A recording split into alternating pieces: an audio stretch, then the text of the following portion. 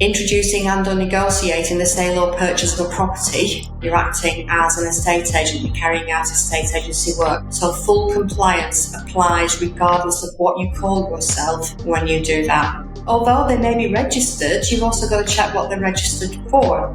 And the two most dangerous things that come together are an inexperienced, unprofessional sourcing agent and an inexperienced, naive investor. It's just a crash waiting to happen.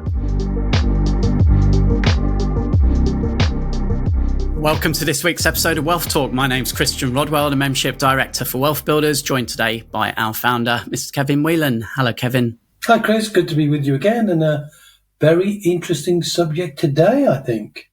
Our guest today is Tina Walsh, founder of NAPSA, and they provide sourcing agents across the UK with support, guidance and access to training, and also provide a really valuable tool where investors can search for sources in their area. And she's bringing compliance to the property industry where sourcing has perhaps gone a little bit under the radar over previous years. And she's using her background to make things compliant for all involved. Well, compliance is never a sexy subject, isn't it? I don't think our podcast editor is going to get some sexy images of compliance. But nonetheless, it's so critical for everybody concerned, not least if you're in her kind of area of expertise around property.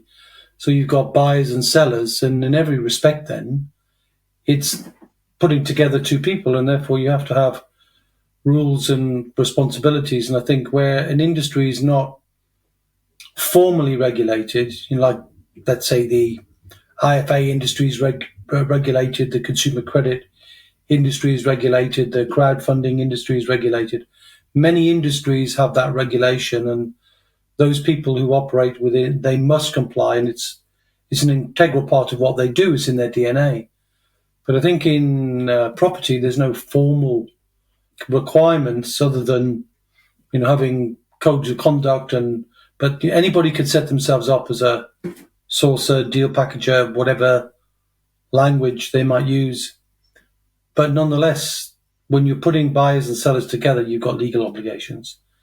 And I think she does an able job of mentioning that. And I think perhaps when we're done listening to what she has to say about property, maybe we can talk about why compliance actually overlaps with every pillar of building wealth. Every aspect of wealth has got legal requirements, and we must follow them, and we must be aware of what our obligations are, because unwitting, and I didn't know that, it's not an excuse. You get caught, you can be fined, and some people in different areas, whether it's FCA or HMRC, can fine you, and they shoot and ask questions later. So that's heed what she says, recognise is really, really important, and see if we can put a wider spin on that when we listen to Tina. Absolutely. And whilst we're focusing on property sources today, we know that our members have this challenge in all areas of finding professionals that they can trust to work with. Hence the reason why we've just recently launched the Wealth Hub.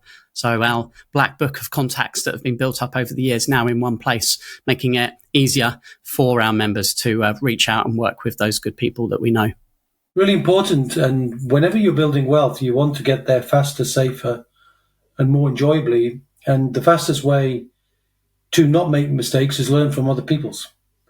And what we found within the hub is we've got excellent people as far as we're able to assess. We're not compliance experts and everything, and nor should we. We let our members tell us their experience with people in the hub, but we've done our best to assess their experience, their credibility, their resonance with us and our message, and their willingness to give above and beyond to our members in form of a benefit, an enhancement, a discount of some kind to enable those who are interested in that service to get some value. Where would people check that out, Chris? Heading to the WealthBuilders website, wealthbuilders.co.uk, and there's a button for the Wealth Hub on the homepage. Great. Okay, so Tina is going to share with us a checklist of questions that you need to ask anybody if you're thinking about working with them as a property sourcer. So get your notepads at the ready. Let's head on over now to our conversation with Tina Walsh. My guest today is Tina Walsh, CEO of National Association of Professional Sourcing Agents, known as NAPSA. And NAPSA was founded in 2021. Tina, welcome to WealthTalk today. How are you? I'm very well, thank you. And thank you very much for the invitation to be with you and chat today. You're very welcome. It's an important topic. We have many of our members who are involved in property, and a number of those may have worked with property sourcers. But we're going to talk in detail today about some of the regulation around property sourcing and how that works on both sides. So first of all, tell us, what is NAPSA? NAPSA is now the recognised trade body for the property sourcing and deal packaging sector. As you say, we set it up and started it in 2021. And the idea behind NAPSA is to provide a go-to platform for sourcing agents for guidance, support, help, access to quality discounted training, and for us to be able to keep them as up-to-date as possible on changes in legislation, regulation, and more importantly, the interpretation of that. So NAPSA is actually in partnership with both of the government-approved redress schemes. That's the Property Ombudsman and Property Redress Scheme, or TPO and PRS. It's much easier to say. We also work very, very closely with HMRC's anti-money laundering team, as well as NSALAT, which is easier to say, the National Trading Standards Estates and Lettings Agents team, which are basically all the supervisory bodies for the estate agency or the property sales and purchases market. And so NAPSA isn't just a trade body whereby you sign up, pay a fee, get a logo and go off and declare how wonderful and how professional you are. NAPSA actually carries out a 25-point check on all of our agents. So when they join us, they pay a fee, they go into a registration process, they upload all of their compliance information, all the documentation, fulfill a profile, we then review it. If it's great, they get approved. If it's not so great, we give them a bespoke, personalised report, and we handhold them one-on-one to get them approved. The one thing that NAPSA wants is for sourcing agents to be professional, legal and ethical, and to work through NAPSA to provide a safe place for investors. As I said before, we're not just a trade body. The site is actually a search platform as well for any investor anywhere in the world to find a NAPSA-approved sourcing agent. And they can come to the site completely free of charge, search geographically and by strategy, find a list of the agents that fulfill their criteria, and then select them each in turn to have a look at their profiles and decide from the profiles as to which one or all of them they want a message, which they can do directly from the site, as I say, completely free of charge. We don't charge the investor at any stage. The sourcing agent pays an annual fee of £195 plus VAT for a whole year. And for that, they get their advertising profile on the site. We do advertising spotlights. We give them marketed branding packs, all sorts of different things that we support them with, as well as a community for them to join and talk to each other, support each other, co-source with each other because they're fully compliant sourcing agents. And the NAPSA team are in there to share experiences from those that are more experienced in the sourcing sector to those that are brand spanking new and coming through and wondering what to do next. What was your reason for setting NAPSA up, Tina? What's your background and how did you get into property sourcing yourself? My background from leaving school was actually the police. I joined the police from leaving school at a very young age of 16, 17 as a police cadet. And I worked in the police force for over 14 years, but sadly I had to leave because I was injured on duty and had to find something else to do. From there I did all sorts of different things, from working in tile shops to trading on Forex to selling books on Amazon to working with a speech and language therapist to retraining in database development, project management, and finally fell into the healthcare sector, where I worked in healthcare for a number of years as operations manager for a largish Northwest company. And then from there went into acquisitions and mergers in healthcare, which is kind of sourcing. It's sourcing healthcare businesses that want to sell and finding a buyer for them. So I have a police background, which is the law, legislation, learning and understanding it. A background in acquisitions and mergers with the healthcare sector. And we've always loved property, and we wanted to set up a business so that when my husband retired, we could work in together. We got a mentor back in 2012, And he said to us, okay, you've been studying investing in property. You're not interested in doing that right now. Have you thought about property sourcing? And I said, what's that? And he said, go off and research it. So in January 2012, that was where it all started. And I spent about 10 months crewing for our mentor, building relationships up with investors that worked with him, and learning how to set up a legal sourcing business. And I based it around the high street estate agent and went off and read all the legislation around estate agency work and built the company up from there.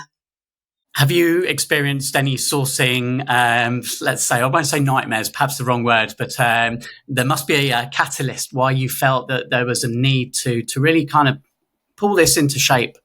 I guess my background being law and being legal and compliant comes to the fore at that. And I realised operating as a sourcing agent that there was nowhere to go for guidance and support about what laws regulated us. And I had this idea of having a one-stop shop somewhere for people to go. Another mentor said to me, Tina, you need to go on the stages and go on the speaker circuit. And I said, why would I want to do that?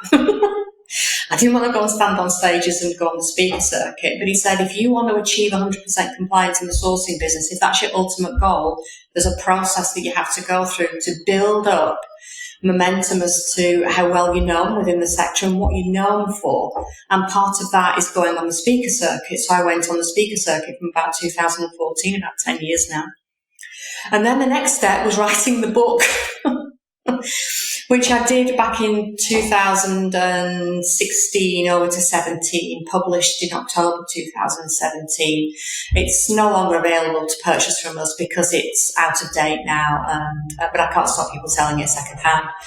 And we got Amazon #1 bestseller, and we sold north of 5,000 copies, I guess, over that period of time. And then from there, someone said, well, the book was great, Tina, but we need hand-holding, we need training. So how about training? Well, I didn't really want to go into training either, but I decided that if I wanted to achieve this 100% compliance in the sourcing sector, then this was going to be the next stage. So we moved into training. And then from there, I tried to join a lot of other trade bodies in the sector and was rejected because I was a sourcing agent. And so I thought, okay, what now? We'll set one up for ourselves. So I had a word with our accountants, with our commercial contract solicitors, and I got in touch directly with, at the time, the property ombudsman at the time, and arranged a meeting with them down in Salisbury, which is where their offices were based. They mainly work from home now, and arranged a meeting with the property ombudsman and sat down for 2 hours with her and her legal head, who I still work with, and had a conversation around the sourcing sector and what they didn't know. I created a report for them. They were very interested. And from there, we've gradually progressed where NAPSA has been born and developed and the site has been developed. I wrote the code of practice working alongside the Ombudsman's head of legals. Both redress schemes have accepted a NAPSA code of practice as being the standard acceptable for sourcing agents in the UK. And we work together now on the board of supervisors, educating others on the sourcing sector and how we can all better work together and communicate in a much better way so that we can get the education out there for sources without necessarily having to try to use a big stick at this moment in time. I found it interesting when we were talking before this. You said typically the PRS, the redress scheme ombudsman, they were used to working with estate agents, but when property sourcers came along, and also perhaps we should define a property sourcer and a deal packager if there's a difference between them. But this was new to them, and you know there's some significant differences that exist. Can perhaps you go into more detail around that? Yeah, if you think about, regardless of which redress scheme it is, when they receive complaints from a landlord or a buyer, the complaint is about specific things. So estate agents deal mainly with people who buy to live in the property, and they may complain that something wasn't declared, or the fee from the estate agent was high, or something had gone wrong. From the letting side of things, tenant complaining about the standard of the property or work not being done. But they have no idea that sourcing agents existed out there who do rent-to-rent deals, lease option deals, buy-to-let, serviced accommodation, HMOs, land development, commercial conversions. And how are they supposed to understand what information should have been imparted on the investor to understand whether a service provision was adequate or not? And so we've been sort of gradually over that period of time talking to them about all of the strategies. I provided some training for the TPO staff so that when they receive a complaint and it's obvious it's about a source deal, they have a much better structure now to assess that deal with using in one the NAPSA code of practice. And we're developing guides on every investment strategy so that they know what basic information for each strategy should have been passed on to the investor in the first place, because obviously that will differ from a standard buy-to-let to a HMO or for commercial conversion to land development. The information that is key material is different for each of those strategies. You mentioned about the difference between deal packager and property sourcer. Most people in the sector say that a property sourcer is as we operate, I suppose. You have the investor first and you source bespoke deals for those investors that are registered with you for the services. Deal packaging, which is predominantly how it's taught in the UK at the moment, is to go out and find a good deal and then go out onto social media and find a buyer for that deal. Regardless of which way you operate, if you think about it, the process itself is exactly the same. You are introducing and or negotiating the sale or purchase of a property in pursuance of business and under instruction of a client. You're acting as an estate agent. You're carrying out estate agency work. So full compliance applies regardless of what you call yourself when you do that. So let's just get clear then. So as an investor, if I'm playing the role of investor now and I see one of these deals being promoted online, I start engaging with the sourcer, the deal packager. Let's say they're registered with one of the ombudsman or the PRS, and I buy that deal. What are the potential risks for me as an investor? Well, the first risk is, even if they are registered, and not all sourcing agents are, depends on what they're registered for. If they're not registered as a sourcing agent or an estate agent or a buying agent, there are codes of practice, certainly for the Ombudsman, if not for PRS, who deal purely with consumer protection regulations. It depends on what they're signed up for supervision as to whether they can actually deal with your complaint. For example, if you are using the services of a sourcing agent, there is the code of practice for NAPSA that sits alongside sourcing agents. If they've registered as an estate agent or a buying agent, there are codes of practice for those.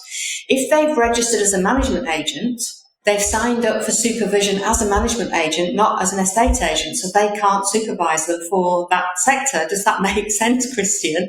So although they may be registered, you've also got to check what they're registered for. And of course, the redress scheme is literally just one of a myriad of things that really have to be in place to protect you as an investor from losing cash. What would be some other simple questions that an investor should be asking a sourcer or a deal packager?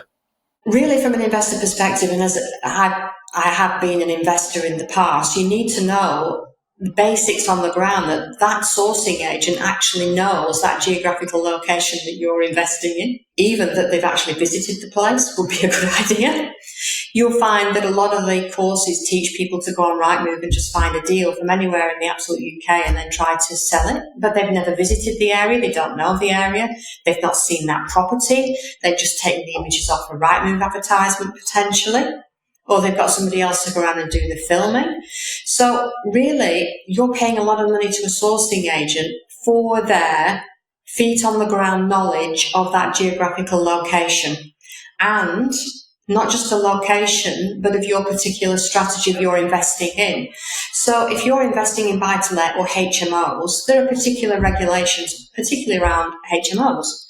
Does the sourcing agent understand the local HMO's officer's spec required for refurbing to HMO standard that will pass and get licensed? Because if not, and you don't, that is a marriage made in hell, to be quite honest. And the two most dangerous things that come together are an inexperienced, unprofessional sourcing agent and an inexperienced, naive investor. And then it's just a crash waiting to happen. So do they have the knowledge of the strategy? And you should have, before you start working with the sourcer, you should know exactly how to assess a deal for any strategy that you're looking for. Do they know that geographical area? If they say yes, how do they know it? Were they born and raised there? Did they work there? Did they go to university there? Is that where their parents were based? How do they know that area and how often do they visit? What communication do they have with agents there? We walk our patch and we know all of the agents by name. They know how many sugars we take in coffees. That's how well we know our patch when we want to switch on for an investor and find a deal source. So that's the basic knowledge from the sourcer. You also need to know that they've got adequate insurance in place. And adequate insurance is professional indemnity insurance, or PI. Minimum cover is £100,000 with a maximum excess of £1,000. Now, not all PI insurance cover is made equal. And if it states estate agent or anything other than property sourcing, query that it actually covers them and get them to get an email confirmation from their broker and or the insurance provider that actually they are aware that they provide sourcing services and that policy will cover them. Because quite often they go for the cheapest policy, which states estate agent, and it will not cover them for property sourcing services, which means if something goes wrong, there's no PI insurance in place to cover. The next thing is the redress scheme, as you said, and we just talked about. They have to be registered with one of the redress schemes, either the TP or the PRS. There is a cost to that each year, and they should be registered now as a sourcing agent with both redress schemes with the work that we've been doing with them. You can tick the box to say property sourcing agent. If you're a deal packager, it doesn't matter that it doesn't say that. You're acting as a property sourcing agent. Deal introducer or whatever of the myriad names that they come up with these days to try to avoid compliance, you are carrying out that estate agency work, but you're not a high street estate agent, you're a property sourcing agent. So check that they are registered with one of the two redress schemes and what they're registered for cover and supervision. The next is Information Commissioner's Office for data privacy supervision. You can go and check on the site, search for the company name. It should bring them up and tell you that they are actually registered. Why is that important? Because legally, we have to hold on you as an investor as much information as your finance broker provider and your solicitor will do under money laundering regulations. So a copy of your driving licence and or passport, utility bill, full name, full address, date of birth, proof of funds, proof of source of funds. If that sourcer holds them as attachments in their email system and their emails are hacked, that's enough data for you to be cloned and for some naughty person to set up all sorts of credit cards and loans in your name, and before you can stop them, you've got a load of headaches to have to get through to sort it out. It's really, really important that the sourcing agents understand the level of data that they're holding on you, the sensitivity of it, and that they're holding it in a safe and secure place. And finally, HMRC registration, which is for money laundering supervision. And as an investor, and I speak to investors quite a bit, they might say, well, I don't care if they don't do due diligence on me, as long as the property fits my needs. But what if they're not doing due diligence on the seller either, and your solicitor forgets to do the due diligence or doesn't do it to the right level? Just because the solicitors doesn't mean to say that they always get everything right. Your sourcing agent should understand all there is to know about HMRC and money laundering and how to assess for red flags. And they should be assessing you as an investor, whether you're low or high risk, and carrying out standard or enhanced due diligence on you, which means manual gathering of data and asking questions, gathering it's sufficient for ID verification, for proof of funds and source of funds, and then using an electronic due diligence system to add in certain data to go off and do checks where you can't reach. So that is basically what they should be doing around you. They should also have an in-house complaints procedure in place, which is another requirement. And the reason for that is if something goes wrong, and let's face it, with the best will in the world, sometimes it does. If you want to make a complaint to one of the redress schemes, you have to have gone through the source's complaints process first. 99.9% of them don't have one in place. Wow. Really shining the light on so many different factors here, Tina, and a search on LinkedIn for all of these different terms that you say sources go under these days will bring up, sort of 10,000 plus different, contacts and people. Have there been any recent examples of fines that HMRC are issuing just to emphasise, the dangers that exist? It's strange, we had a conversation about this the day before yesterday, didn't we? And yesterday I found the latest update of fines from HMRC, and I went through the first 2 pages of 17-page report from HMRC yesterday for fines for money laundering. And on the first 2 pages, I found 5 sourcing agents. But the interesting thing is this. Some training courses are teaching people to set up under what's known as a SIC code, an SIC code on Companies House that isn't the real estate SIC code, which, by the way, is 68310, which identifies you as being a real estate agent, and that's what sources should have on. And so training companies or trainers are teaching some people to set up with anything other than that, thinking that that will keep them safe from HMRC's eyes. And also, if you don't put estate agent or sourcing agent in the title of your business, I don't know. I mean, people come up with all sorts of weird and wonderful names for businesses these days, but QF12 or something like that, consultancy or whatever it is. But 3, in fact, all 5 of the companies that I've found so far that have been fined, 3 of them didn't have the appropriate SIC code on Companies House. None of them had the term estate agent or sourcing agent in the title of the company, but HMRC still found them and fined them. Now, of the 5, 1 was fined, I think it was £2,300. 2 were fined £14,500. And 1 was fined 23,000 something pounds. And I can't remember what the 5th one was, actually, Christian. But I'll tell you this, they were fined because they hadn't registered for AML supervision. Now, some training companies out there are teaching people to set up their company and then do a few deals to get the money in to become compliant. Don't worry about anything else. You're small fry, HMRC aren't interested in you. Well, I'm sorry, but I've got news for you guys, and HMRC are interested in you. And the reason for the difference in the excess of the fines, and I've spoken to HMRC about this, is because they check Companies House to see when the company was set up. Then they check trading records. So the level of the fine is based on how long your company's been set up and you haven't registered and how much you've traded.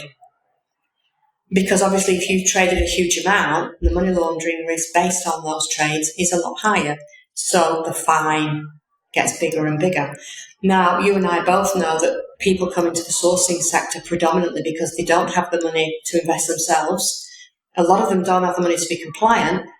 They certainly don't want even a £2,400 fine, never mind north of £23,000. I mean, that's going to bankrupt someone. So I think we've highlighted the multiple benefits of becoming a NAPSA member here. And you said at the beginning there of the 25-point check that you do on all sources, you provide guidance, training, making sure that they, as compliant as they need to be. But built upon that, of course, then is, the reputation that they build, that leads to referrals, recommendations. So as a sourcer, and if anyone listening now is sourcing or thinking about it, for a small fee to be a member of NAPSA, the benefits will pay themselves multiple times. Well, we hope that that's the case. And the reason why we keep the cost of membership down is because you don't have to be fully compliant to join. You can join not having the money to be able to pay for compliance all in and spend that year working with us and us supporting and helping you through all of the steps to become compliant for £195 plus VAT. And you can actually purchase our training packs at 25% discount, 1 pack at a time, as you can afford it. And we still handhold and support you through the NAPSA platform. So you don't have to be fully compliant to join us. We've had members now that have been members for 2 years and they're still not approved because they're using us as that coaching, that mentorship program for that cheap cost per year and purchasing training courses from us as they can afford and then working towards the full compliance and the approval, knowing that at the end of the journey, they've got a really, really great foundation for the business, hand-holding support all the way through from us and from the team. And marketing support. We don't just support around compliance and sourcing. We talk about general business. One of our next webinars is about cash flow. Do you know that you're making a profit? Which is a bit key really for a business. Any business, never mind a sourcing business, but how many sources think about it? Thank you so much for all of your insights today, Tina. It's been very, very beneficial. I'm sure our listeners will find that very helpful as well. Apart from joining NAPSA, what would be your top piece of advice for anyone looking to get into property sourcing today? Find the NAPSA website, napsa.org.uk, hit contact us. arrange a telephone call, have a chat with us. Let's see how we can help you. Thank you very much, Tina. You're very welcome.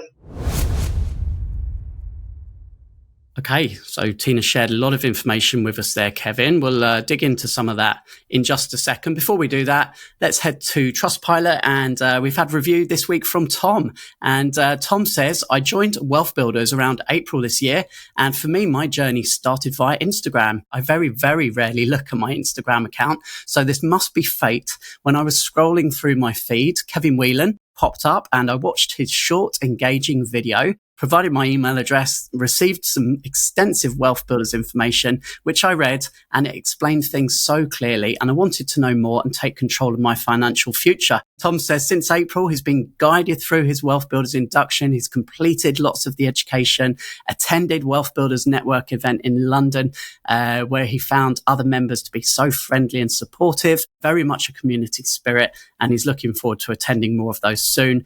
He's got accountability partner. He had his first 1 hour call with you, Kevin, and he said that was a real treat. As expected, Kevin was very personable, knowledgeable, and took his time to understand my personal circumstances and my drivers. After a few months of WealthBuilders membership, I'm very pleased with joining, and I'm excited to see where I will be in the next 6 months, 1 year, and beyond. It's interesting. When I spoke to him, he said, I never, ever go on Instagram. And then there you were. I'm not sure he called me short and engaging, but other people have. But I think the video was, and he was a lovely man. So it was great to connect with Tom. And wow, I mean, that's lots and lots of words that obviously he's chosen and crafted for himself to say how he feels. And I'm always humbled by those. And I continue to be, Chris, and I like that. But I think increasingly, though, when we find that people connect with us, they've seen those things. Or they've seen something that resonates with them. We can't resonate with everyone. That's impossible. I'm sure some people find me short and frustrating. But nonetheless, my DNA is completely unimpeachable, unlike Mr. Trump. We're all about giving the best value we can and not rushing people into anything, and certainly not upselling people into things they don't need. So enough of us, but Tina, well, I mean, a powerhouse, right? A powerhouse of knowledge. And of course, one of the things I want to mention, Chris, is, we talk about wealth building and being true to your DNA and true to your dynamic. And she's done that, hasn't she? She's found a calling which reflects where she was, from a compliance background in say, the police. And while she's had other experiences, that seems true and is very core. 14 years, 15 years in police force. And I think many people who discover that they want to build wealth, they'll often make the mistake of becoming, in inverted commas, a newbie at whatever they're learning, when in fact the fastest way to build wealth and the easiest way to get traction is to do things you already know, do things you've already got experience of, do things that are natural to who you are, so that it makes it easier for you rather than a pain, a challenge, a struggle, because you feel, this is too hard work because I've got to learn loads of stuff before I can take even the first step. This way you can see that she learned a lot, but was picking up on her background and experience before. And fair play to her, and she's done an outstanding job. And I think that's true that many people who come into the world of property, the world of business, the world of wealth need to pay more attention to compliance, because it's very easy to try and make a shortcut that's actually not right. And that's true in every wealth building pillar, Chris, from home equity or home capacity all the way around. All the pillars from pensions, investments, property, business, intellectual property and joint ventures. So many different ways where compliance becomes relevant. I remember, made me laugh when one of our members, Chris, had inadvertently ripped off, I wouldn't say ripped off, but was using my IP, right, with the pillars and everything.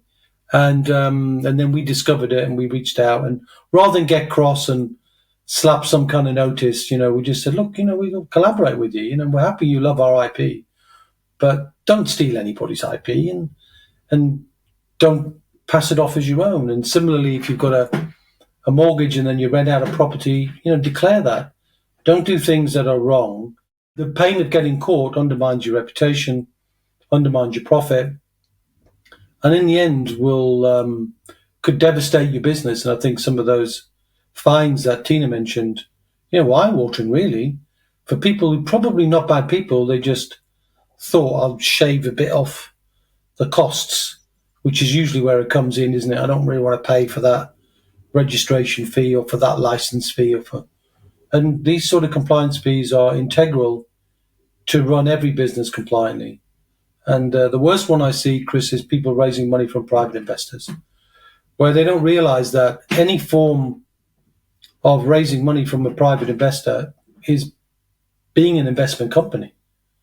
And you have to follow the compliance rules of FCA. So it's another one of those acronyms that people use, and Tina used a few, didn't she? And quite rightly, because they're in our industry. And sometimes it's hard and can be slightly impenetrable sometimes when there are too many acronyms to learn. But the FCA, the Financial Conduct Authority, well known to me as a qualified IFA, and I've lived 30 years under that regulation. Chris, before I became regulated by the FCA, I had hair. Well, we're going back some time. It's long gone. Following compliance, joking apart, is a serious issue. And if you're raising money from private investors, and I see it, I saw an advert on LinkedIn the other day, wanted private investors. You can't do that. If you do that and you get caught, you're going to be fined. It's just not worth doing that. So compliance is an important part of it. And I thank Tina for sharing what she had to share. And maybe we'll dip into compliance every now and again, just to make sure that people realize that wealth building is fun, but you've got to do it in the right way. Yeah, and it's a good point to make there about you've got to know yourself. And Tina knows herself. She knows what she's good at. But she also understood that in order to build that business, she had to start building her personal brand, pushing herself outside of her comfort zone. And she talked about going out and speaking at property events across the UK, writing a book as well, but positioning herself as the expert, as she is, in order to help, build the brand. Yeah, and fair play to her, and I applaud her for it. Okay, so you mentioned at the beginning about touching around due diligence around all of the pillars. Are there any other pillars? You talked about joint ventures there, raising finance. Any other pillars that come to mind, Kevin? Well, pensions for sure, right? Because we often see the pension pillar, which is probably the bedrock of people's retirement plans in the UK. We know 95% of the population almost rely upon them as their source of retirement income, and many of them, they discover the world of SaaS, for example, which is much more free, much more entrepreneurial, but they can be tempted to break the rules there as well. So there are regulations about where residential property fits in and where it doesn't, where lending to third parties comes in and where it doesn't. So you need to be compliant, and which is why our co-director Paul Brooks has done an outstanding job of creating a truly impressive training arena, all CPD quality. So we can train lawyers, we can train accountants who come to learn of these things. There's an overlap. The SaaS is an overlap. It's a trust fund, really, between the world of pension, the world of investing, the world of trusts, and the world of property.